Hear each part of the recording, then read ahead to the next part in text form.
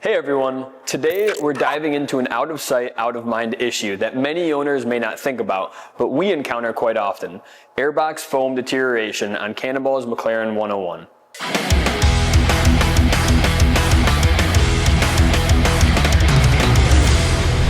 The airbox on a McLaren serves a critical purpose, ensuring clean airflow to the engine while helping to reduce intake noise. Inside, you'll find a layer of foam designed to act as an acoustic damper, but over time this foam can start to break down.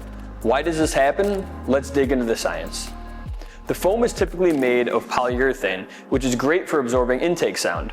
However, it's also susceptible to degradation due to heat, humidity, and exposure to hydrocarbons. Under the high heat and pressure of an engine bay, the foam can oxidize and lose its structural integrity. This process is accelerated by oil and fuel vapors that can seep into the airbox over time, especially during extended sessions of spirited driving. As the foam breaks down, it turns into a sticky, crumbly mess. This debris can end up clogging the intake filter, or the pieces, if they're small enough, can enter in the engine. Definitely not something you want happening. So what's the fix? A diligent, regular inspection. If you notice any signs of deterioration, it's crucial to either replace the foam or, better yet, just remove it altogether. Replacing or removing the foam isn't just about keeping your engine clean. It's about preserving the performance and longevity. And trust me, every McLaren deserves that extra care.